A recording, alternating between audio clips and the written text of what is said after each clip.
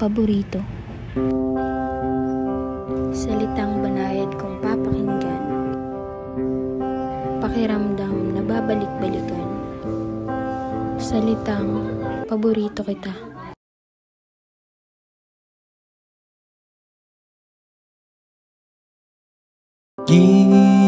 Masayang bigyang pansin ng maliliit na bagay. Hugis, kulay, liriko, tono, at mga salita para sa isang tula.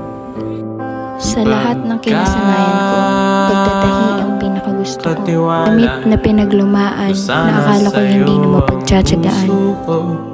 Masayang bumuo ng disenyo, lalo na't ito ang gusto ko. Pero mahirap kung di naman ito aayon sa kulay ng damit at sinulid na gagamitin ko. Kung paanong sa pagtusok ng karayong, patuloy inaasam na maganda ang kalalabasan.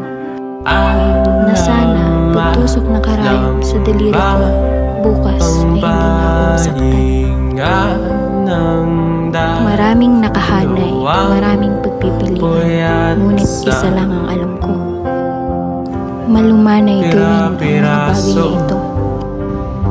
Mahal ko ang ginagawa ko, kaya salamat sining ako ang naging paborito mo. Patuloy sana tayong maghangad sa masasayang bagay, bigyang pansin ang maliliit na bagay, at mahalin ang mga bagay na nagpapasaya sa atin araw-araw. Paumanhin salat sa kasanayang linawin. Gilid